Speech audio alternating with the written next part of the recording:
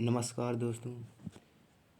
आज का टॉपिक है एक उम्मीदवार अनेक निर्वाचन। ठीक है, एक उम्मीदवार अनेक निर्वाचन। यह आप यूपीएससी या पीसीएस या अन्य एग्जाम के रिलेटेड टॉपिक प्रारंभिक परीक्षा अनुच्छेद 1 और संसद उपचुनाव आदर्श आचार आर्टिकल 19 का रिलेट कर सकते हैं। और मुख्य परीक्षा भारत में चुनावी सुधार और लोकतंत्र और शासन ओसीएमसी के प्रभाव पर इस पर आप रिलेट कर सकते हैं। ठीक है, ओके, आगे बात करते हैं।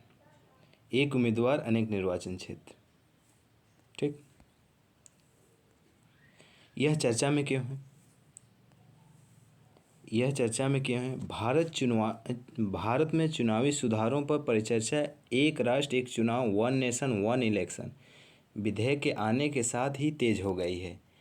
इसने एक उम्मीदवार अनेक निर्वाचन के मुद्दों को उजागर किया, जहां एक उम्मीदवार एक से अधिक निर्वाचन क्षेत्र में चुनाव लड़ सकता। कहने का मतलब पहले क्या होता था, एक उम्मीदवार अनेक चुनाव लड़ सकता था, लेकिन वन नेशन वन इलेक्शन के बाद क्या होगा? ठीक है, तो आगे देखें।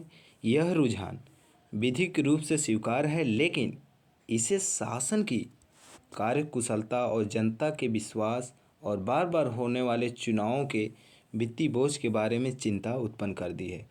कहने का मतलब एक उम्मीदवार बार बार चुनाव लड़ता है तो वह जनता का पैसा है, जिससे वित्तीय बोझ बढ़ता है। बिल्कुल ठीक है। आगे बात करें, ओसीएमसी के संबंध में क्या प्रावधान है? ओपीएमसी के संबंध यह क्या प्रावधान है, देखते हैं।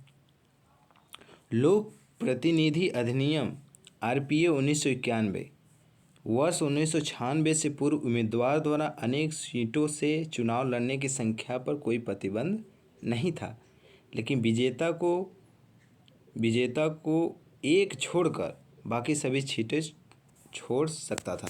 कहने का मतलब अगर एक उम्मीदवार कई सीटों से चुनाव लड़ा है, अगर सारी सीटें जीत जाता है तो एक सीट ही केवल उम्मीदवार बना रहेगा, बाकी सीटें उसे इस्तीफा देना पड़ेगा। ठीक, आगे बात करते हैं।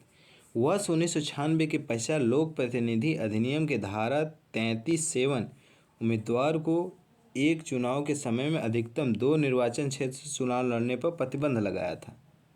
ठीक, आगे देखते हैं।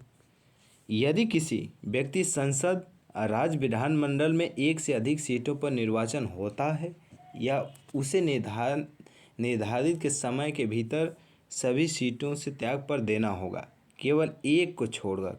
वही बात है कि आप कई सीटों से जीते हैं, लेकिन जब सदस्यता केवल एक सीट पर ही बाकी रहेगी, आप कोई सीट चुन सकते हैं, बाकी आपको छोड़ना होगा।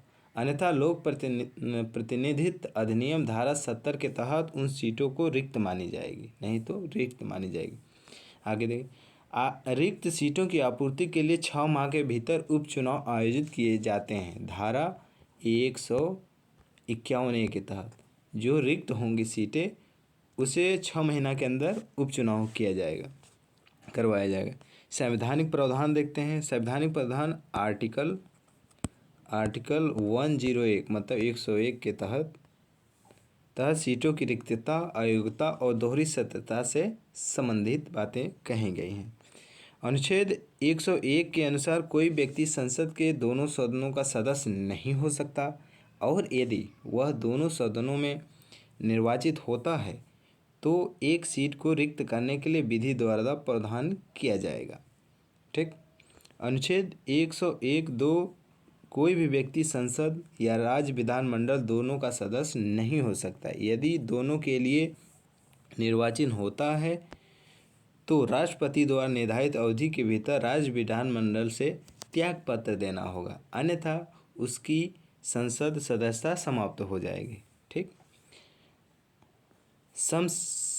समसामयिक सदस्यता प्रतिशोध अधिनियम 1950 कितने 1950 कोई भी व्यक्ति संसद और राज्य विधानमंडल दोनों की सदस्यता एक साथ नहीं रख सकता। कहने का मतलब कि अब जो भी चुनाव जीते हैं दोनों सदस्य एक साथ मतलब संसद और विधानमंडल में नहीं रख सकते।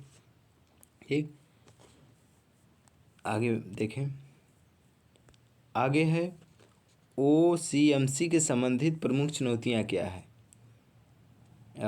फर्स्ट है सत्तारूढ़ पार्टी को लाभ। राज्य के संसाधनों पर नियंत्रण रखने वाली सत्तारूढ़ पार्टियों को उपचुनाव में लाभ मिलता है, जिसे विपक्षी पार्टियों के लिए चुनाव लड़ना कठिन हो जाता है। ठीक है, कहने का मतलब जो सत्ता में है पार्टी उसको तो लाभ होता है, लेकिन विपक्ष को नुकसान होता है। अगला है वित्तीय तनाव। एक से अधिक सीटों पर जीत के कारण बार बार चुनाव होने से लागत बढ़ती है और करदाताओं पर बोझ पड़ता है। वर्ष 2024 के लोकसभा चुनाव पर 6,931 करोड़ रुपए खर्च हुए। ठीक है, जिसमें उपचुनाव पर 130 करोड़ खर्च हुए। देखिए, यह बेफालतू का ही खर्चे हुए।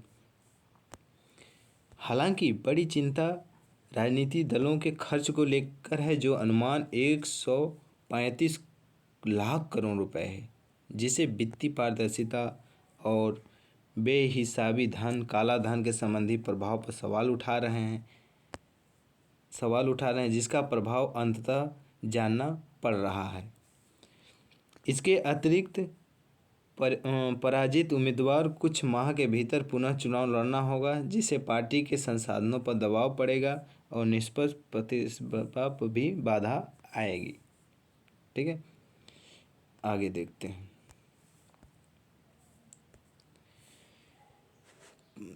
हैं। पैराशूट उम्मीदवारों से तात्पर्य ऐसे उम्मीदवार से है जो निर्वाचन क्षेत्र में चुनाव लड़ता है जहां उसका बहुमत कम संपर्क या स्थानीय उपस्थिति होती है। पैराशूट उम्मीदवार OCMC पैराशूट उम्मीदवारों को प्रायः स्थानीय सहभागिता और जवाबदेहिता का अभाव होता है, जिससे जमीनी स्तर पर नेताओं को दरकिनार कर दिया जाता है और पार्टी में असंतोष उत्पन्न होता है। ठीक है, यह पैराशूट के बारे में देखें। अगला पॉइंट है प्रशासनिक व्यवधान। बार बार चुनाव के कारण आदर्श आचार संहिता MCC के बार बार लागू करना पड़ता है, जिससे सरकारी नीतियों में विलंब होता है और संसाधनों पर दबाव पड़ता है। आगे, मतदाता पर विश्वास का उल्लंघन। चुनाव का उद्देश्य जनता की सेवा करना होना चाहिए, लेकिन OCMC राजनीतिक हितों को प्राथमिकता देता है। जब जवाबदेहिता कम करता है और मतदाताओं की तुलना में राजनेताओं को अधिक तरजीह देता है, जिसे नेता केंद्रित राजनीति को बढ़ावा मिलता है और लोकतांत्रिक प्रक्रिया कमज़ोर होती है। यह बार बार होता है तो लोकतांत्रिक प्रक्रिया कमज़ोर होने लगती है। अगला, मूल अधिकारों का संभावित उल्लंघन। मतदाताओं को उनके चुने हुए प्रतिनिधि से वंचित करके अनुच्छेद 19(1)(a) वाक अभिव्यक्ति की स्वतंत्रता को भी कमज़ोर करता है। ठीक है, फंडामेंटल राइट। ठीक, अब देखते हैं OCMC की वैश्विक प्रथाएं क्या है। मतलब OPMC विश्व देश ने इसका क्या पालन किया है, क्या प्रावधान किया है, देखते हैं। ऑस्ट्रेलिया के पहले देखते हैं। ऑस्ट्रेलियन प्रावधान है किसी वर्तमान विधायक को किसी अन्य संसदीय सदन के लिए चुनाव लड़ने से पहले इस्तीफा देना। कहने का मतलब अगर कोई उम्मीदवार चुनाव लड़ना चाहता है तो अपने पहली सीट से उसे इस्तीफा देना पड़ता है, तभी लड़ सकता है। यूरोप में है, यूरोप लोकतंत्र में यूनाइटेड किंगडम ने 1983 में OCMC पर प्रतिबंध लगा रखा है तथा अधिकांश यूरोपीय लोकतांत्रिक देश प्रतिनिधित्व और जवाबदेहिता सुनिश्चित करने के लिए इसे चरणबद्ध तरीके से समाप्त कर दिए हैं, जो कि यूरोपियन गणनीय समाप्त कर दिए हैं।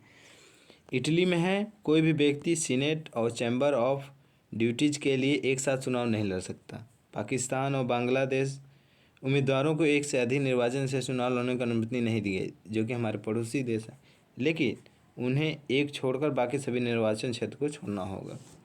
ठीक, आगे बात करते हैं।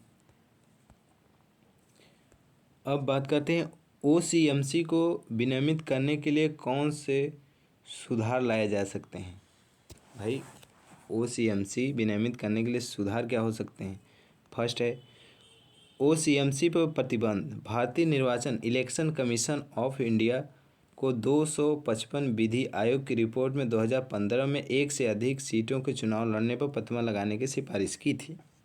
ठीक, इसे एक चुनाव एक उम्मीदवार एक निर्वाचन क्षेत्र लागू होगा और लोकतांत्रिक निष्पक्षता मजबूत होगी। इसे लोकतांत्रिक निष्पक्षता मजबूत होगी। ठीक है, आगे उपचुनाव की लागत वसूलना। सीट खाली करने वाले उम्मीदवारों को सीट के बदलने से रोकने के लिए उपचुनाव का खर्चा वहन करना होगा। ये सही है। अगर कोई उम्मीदवार एक से अधिक चुनाव लड़ता है तो उसे इसका खर्च भी वहन किया जाएगा। ठीक, उपचुनाव पर विलंब। उपचुनाव के लिए कूलिंग ऑफ अवधि को 1 वर्ष तक बढ़ाने से हारने वाले उम्मीदवारों को तैयार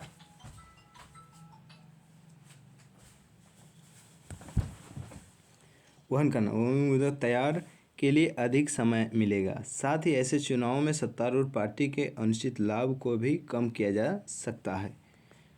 अनिवार्य त्यागपत्र। उम्मीदवार को अपनी निर्वाचित भूमिका के प्रति प्रतिबद्धता सुनिश्चित करने के क्रम में अगला चुनाव लड़ने से पहले अपने मौजूदा पद से त्यागपत्र देना चाहिए। ठीक है, ठीक। अब निष्कर्ष पर देखते हैं। निष्कर्ष क्या है?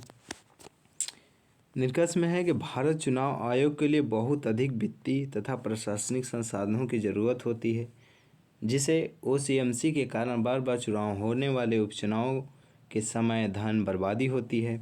ठीक है, बर्बादी होती है, जिसका इस्तेमाल विकास के लिए किया जा सकता है। इसलिए एक राष्ट्र एक चुनाव के विपरीत OCOC के लिए मजबूत राजनीतिक समर्थन का अभाव है।